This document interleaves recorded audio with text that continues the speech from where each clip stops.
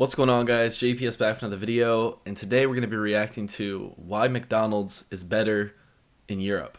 So McDonald's, the biggest fast food chain in the United States, it's so popular. Like, there's always, whenever I pass a McDonald's, there's always people in the drive-thru line. I've never passed a McDonald's that didn't have people waiting in line. Like, that's just crazy on its own. But why McDonald's is better in Europe? How is the same company have such different food in different places? Well, because the regulations allow them to. And I'm curious to see what Europe is doing, like what is behind the scenes, because I was in Germany last summer and I actually went to a McDonald's and it was crazy how different it was. Like, for one, they didn't put ice in my soda and there was no cap or lid on it, which was kind of different. And then also the food just felt like it wasn't as greasy. The patty was not as greasy. It just tasted a bit different compared to United States. And then also I didn't think the portions were as big, especially the drink sizes. Like, if you order a medium-sized drink in the United States, it's going to be like pretty big. It wasn't nearly as big. So anyways, that's just my own little experience with McDonald's in Europe, but we're going to see why McDonald's is better in Europe. Make sure you guys hit the like button, hit subscribe, and let's get right into this. On November 19, 2022, Juan Baus tweeted this picture. Absolutely loving the design of this reusable packaging that's being introduced at McDonald's France. The reusable packaging went viral, like really viral. Emmanuel Macron, the president of France, retweeted him and said something French. We saw all of this and had a lot of questions. How come McDonald's is introducing this type of packaging? Why in France? And why does it look so good? In the following months, we went down a rabbit hole and ended up modeling the entire dishware collection.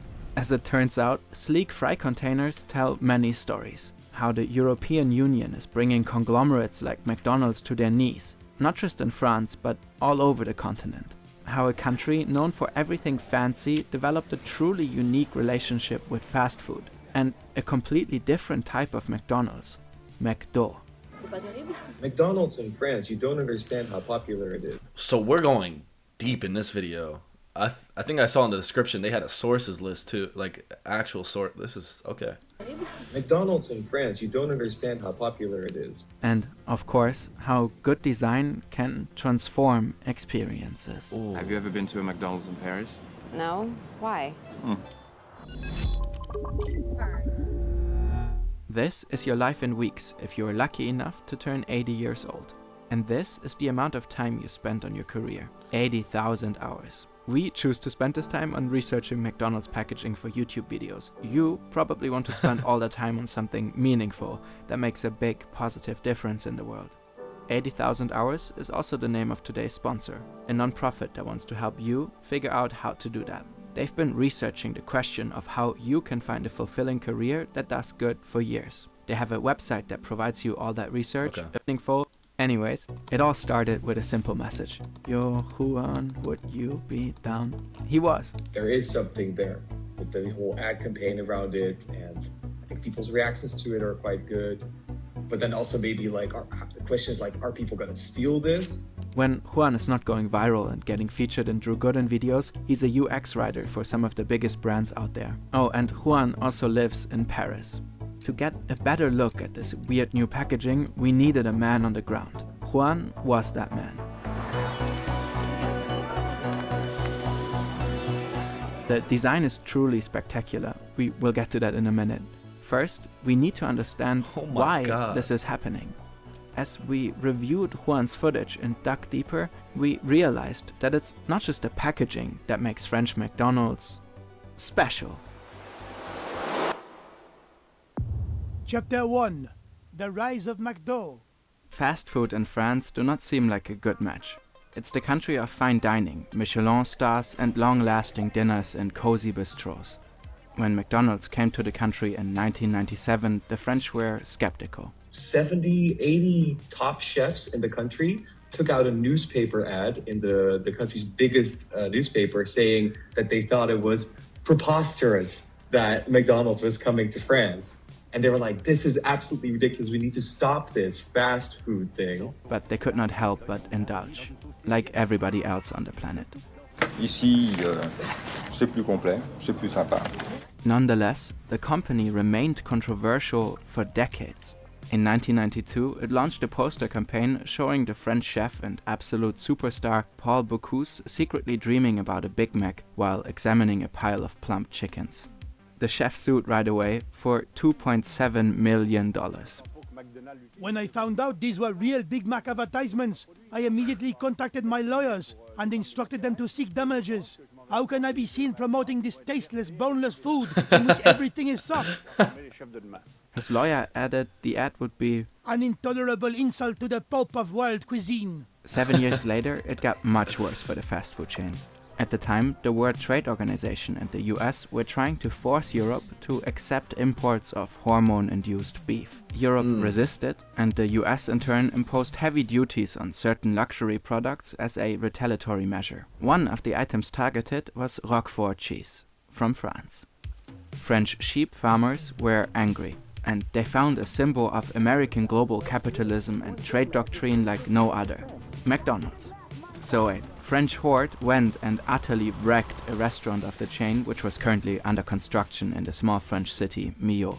The horde was led by the activist and sheep farmer José Bové, the Frenchest looking man of all time. I mean, what even is this pipe? The McDonald's incident made Bové a national hero and leader of the French anti-globalization movement. He published a best-selling book 2 years later, and in 2007 he ran for president. Later he went into European politics, all on the back of really hating McDonald's. José Bové rose to global fame 15 years ago after he demolished a half-built McDonald's. However, despite Bové's crusade, McDonald's could not be slayed. Off the bat, it had a competitive advantage over brasseries, bistros and cafés. The restaurants were designated as takeout joints. This meant the value-add tax was just 5.5% versus the 19.6% at gastronomic restaurants. The food was cheap and the French economy was bad, like always. Another factor played a much bigger role though. McDonald's always has been good at inserting itself into the local culture of the country it operates in. But nowhere has it succeeded on such a scale as in France. The company realized that French customers were drastically different from American ones. Americans visited McDonald's more often, at any time of the day, frequently alone, opting for takeout 70% of the time. In contrast, the French came in groups, spent more money per visit, and significantly more time in the restaurants. 70% of them dropped in during regular lunch and dinner hours. French McDonald's was not treated like a takeout place by customers, but like any other bistro. As NPR puts it, sitting down to a meal is a cornerstone of French culture. So the chain adapted. In the US, its restaurants are designed to attract people from afar, the golden M glooming high, calling you to that sweet, sweet drive-in in a car. The interior is often a little uncomfortable, intended to minimize customer visiting time and maximize purchasing turnover. In France, the restaurants are often sleek, modern, and comfortable. You can find relatively cozy corners designated specifically for larger groups of people. Sometimes there's even table service. On the outside, the golden M is often subdued on the facade. The architecture is regionally diverse. McDonald's in France almost doesn't feel like fast food. That is so apparent, even the dumbest show on the planet, Emily in Paris, noticed. This is so chic. There's no grimace, no hamburglar. What's a hamburger? And never mind. Products are locally sourced, and they are unique offerings. I'm sorry, what is that? Yeah, McDonald's in France looks like a complete, what? But that's brilliant by McDonald's to adapt like that. Wow. And I'm sure the food is I mean, this looks amazing. But because France and I guess the EU as well haven't given in to the food quality standards that the United States wanted them to, of course, the US imposed the duties or whatever on the cheese. But since they didn't give in, they're able to impose their standards on McDonald's, and that means McDonald's has to make some decent food. But it just looks so different. And I had never thought about it, but it is true. In the United States, it's all about the carry out and get in and out and people coming at random times. Wow. Wow, wow, wow. Offerings like the obvious McBaguette, but also a Croque McDo. McDonald's does this everywhere, of course, but they do it very well in France. There's a funny little review of the world-famous L'Adoré macarons in Paris on TripAdvisor. The reviewer concludes, the macarons taste the same as the ones sold at McDonald's across the road, except for 4 times as much as the price. You see, this person from London is not just angry, they are onto something. The macarons at McDonald's are indeed manufactured by the same company. Today, McDonald's is universally called McDo in France. It is a cultural institution and even has its own slogan. Venez comme vous êtes. So like, come as you are. It is considered to be one of the biggest and most profitable markets for McDonald's in the world. So, What? McDo is special. But why would they come up with reusable dishware? It seems like quite the hassle. Well, the root of it all is the EU. Chapter 2. The EUs War on Plastic. Sometimes people don't realize how powerful the EU actually is. The European Union's executive body, the Commission, can issue directives. These directives are goals, which must be achieved by all member countries. But every country can decide on how to get there. Once translated into national law, the member states must notify the Commission, which in turn checks if it is A-OK. Then, the directive needs to be enforced in every country. If a member fails, it may get fined. A particularly famous directive is Directive 2019/904 of the European Parliament and of the Council of 5 June 2019. Okay, whatever, nerds.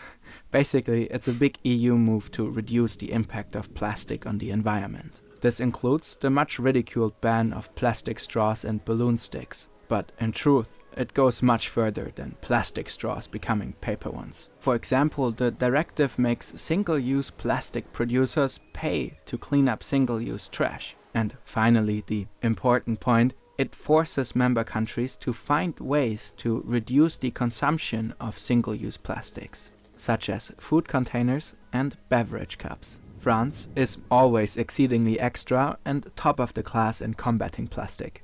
They've gone way above what was expected and banned new single-use plastic packaging from 2040. From early 2025, new plastic packaging has to be made of 100% recycled plastic. Wow. And since the beginning of 2023, single-use packaging is banned from French fast food restaurants. Which brings us to this.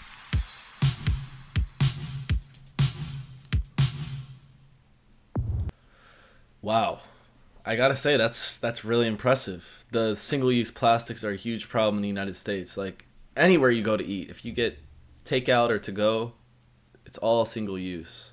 And I definitely, that's definitely on my mind when I eat it, but it doesn't stop me from doing, like, you know, still a part of it. But yeah, the whole recycling thing, like, we're very much behind on that. Very much behind on that. Chapter 3. Le dessin est incroyable. When we first chatted with Juan, he shared our initial fascination with the French McDonald's reusable packaging. If you look at the fries basket, like it looks sort of, you can immediately tell what it is, like a McDonald's fries basket.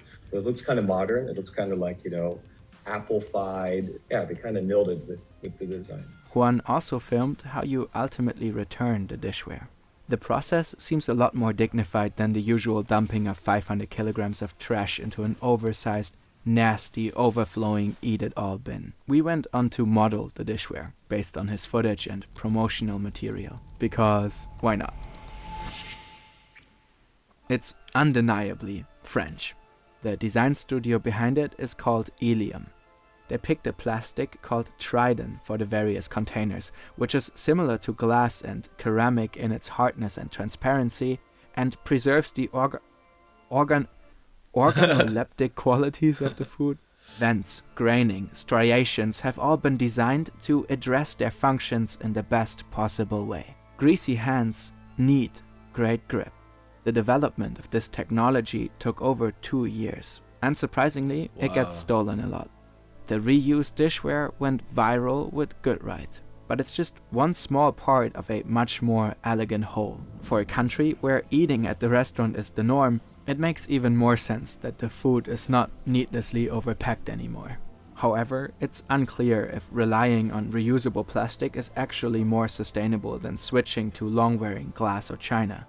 The French government promises to remain vigilant on this question. McDonald's has been doing very tiny steps towards improving their packaging for more than 30 years. Ironically, we made a video in German before knowing about all this, criticizing the chain for greenwashing their enormous trash footprint in Germany and pretend fixing the issue. Some Ooh. EU directives and one chunky national law later, we get this. To us, this is a story of how business, if set on the right track through legislation, can really leap forward. McDo really did turn around the French anti-plastic legislation to their benefit, simply through introducing a design so noteworthy, people talk about it. Damn! Like us. What a great video.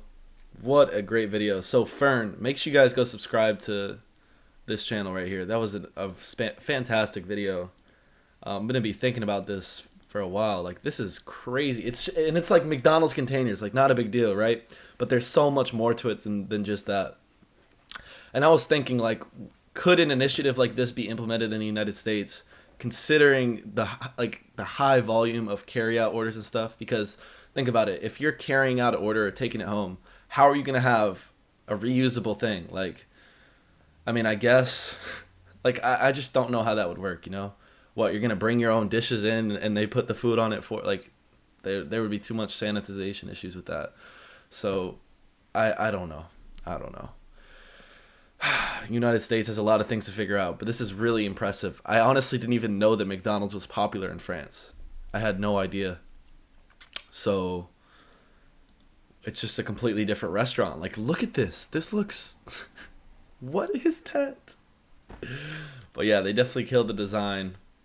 And although this video was focused on just France, there was a shot at Germany for covering up some issues. I kind of want to look into that some more. That interests me.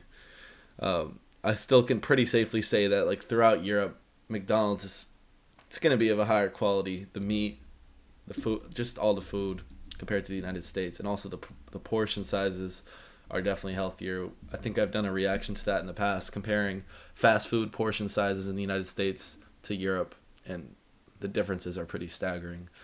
But yeah, let me know what you guys thought about this down below. Do you think McDonald's has a future with environmental sustainability, especially in the United States? I don't know. It's a really big problem. So we got to figure something out at some point. And time is ticking, unfortunately. So anyways, thanks for watching, guys. Hit the like button, hit subscribe, and I'll see you all in the next one. Peace.